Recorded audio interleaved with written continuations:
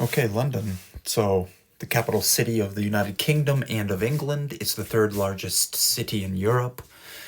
You can see some famous symbols or things that should be iconic for London. So, on the left, you have Big Ben bell inside the Elizabeth Tower, and in the next to that, in the complete upper left corner, there's a little symbol of the UK flag, which is a combination of the three flags of the British countries: Wales, Scotland, and Britain. So it's called the Union Jack. And then we have the umbrella, an umbrella because it rains and there's a lot of fog. On the lower part, you see the double-decker bus. So the two-leveled bus is a symbol of the UK and especially of London. And you have the crown, so the king's hat, I guess. And there's London, and I'm sorry, there's Tower Bridge, which is a drawbridge and a suspension bridge, both. You should know that. So this is the bridge that opens to let ships through. There's a teapot, so tea is very much iconic for British culture. They have tea time at like 5 o'clock, afternoon tea with scones or something. So you have the London phone booth there. The red phone booth is you see in a lot of old movies also. So these are some of the symbols. Some basic info you should know.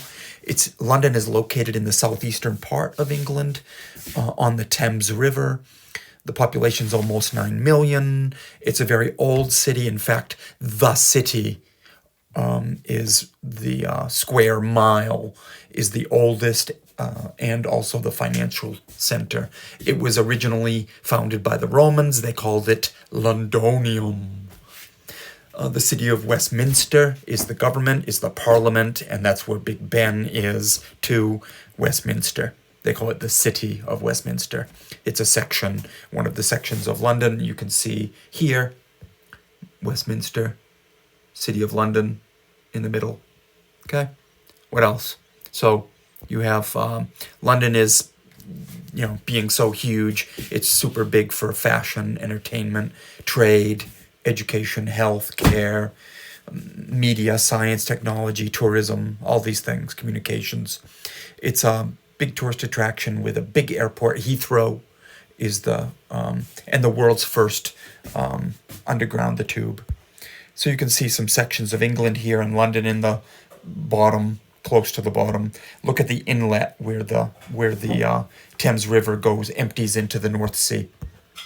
So Buckingham Palace, the royal residence in the city of Westminster. So very diverse and multicultural.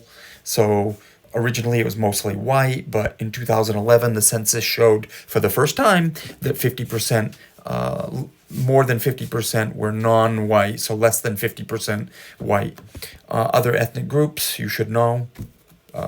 Probably the biggest one would be there's a lot of Asians, but there's also, I would say, mostly India. So the food, fish and chips is the traditional, iconic junk food for the Brits. Has a big place in culture for them. It's getting so expensive today that many people can't afford it anymore because it's so expensive to run the fish and chips shops. But curry, so because of the Indian people, so curry is the most popular dish today, maybe, or one of the most popular. Tower Bridge, as we said, it's a suspension and a drawbridge, so it has glass floors. You can go up there and walk on it. You can pay some money. It goes over the Thames River. Ships can go through it. It's a suspension bridge and a drawbridge, and it has good views of, say, St. Paul's Cathedral and other stuff. This is, wow. So Westminster Abbey, these are two different views of Westminster Abbey. This is the one on your maturity exam here. Okay, so this is officially it's called the Collegiate Church of St. Peter at Westminster. It's an Anglican church. Be careful, it's not the Westminster Cathedral. That's the Roman Catholic Church. So this is the Anglican Church. There are Benedictine monks in there. Coronations, so they crowned the kings traditionally there. This is ancient, old building since 1066, right? Royal weddings, famous people are buried there. This is Royal Albert Hall, so it's a famous concert hall. The Royal Philharmonic Orchestra is there. Tate Modern, I see the picture on your Maturity exam, this one. So you're looking at people lying on the floor. It's some kind of tradition, I don't know why. Relaxing in there. So this is the outside view. That's the Tate Modern. So they call it the Tate Modern. So collection of British art. A lot of it stolen from other nations, right? Hyde Park, one of the four parks, the four royal parks in Westminster, this one. It's the largest park. They have free speech demonstrations there and Speaker's Corner, where you can say anything you want about anything, negative, whatever, except for the royal family. London Zoo is in Regent's Park. So there are tons of species of animals there, 750. It's the oldest science zoo in the world. This is a UNESCO site. It's altogether the Big Ben Bell inside Elizabeth Tower with Parliament on the left, right? There are 334 spiral steps going to the top. By the way, the next 2 years, Big Ben Tower or Bell is closed because they're doing renovations. The Mall is the avenue that is lined with the Union Jack flags, leads to Buckingham Palace. This is the Tower of London. It is where the crown jewels are held. It used to be a prison. This is where the Yemen warders are, the beefeater guards. So you'll see a picture in a few minutes. It's a UNESCO site. It's a castle on the Thames River. You can recognize this by the four towers on the corners, for example. So this is weird, but this is the, there we go. This is the Greenwich Mean Time Line. You should know this picture for your exam. It's located at the Royal Observatory. It's the reference point for time for the whole world. And so on one side it's +1 GMT, on the other side it's -1 GMT, I guess. London's Heathrow Airport is the second busiest airport in the world. It's a huge hub for Europe to America. Do you know the carrier? Who is their primary carrier? Of course, British Airways. So very well-respected and old airline.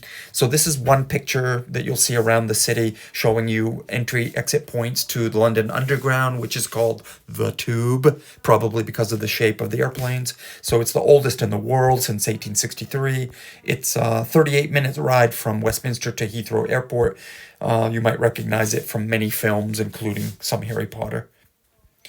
Trafalgar Square has Admiral Nelson Column, and it has he was the general that helped them win the Battle of Trafalgar. That's why they call it Trafalgar Square. So Trafalgar Square has a big fountain, and the National Art Gallery is located there. This is what the National Art Gallery looks like. Okay, with that cone in the back and the columns in the front.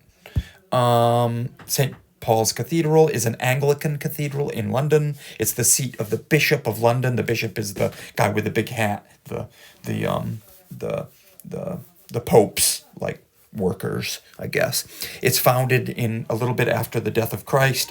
It was destroyed in a fire. It was rebuilt, and Christopher Wren is the famous architect who is responsible for some of London's most iconic buildings. So this is the St. Paul's Cathedral, designed by Christopher Wren.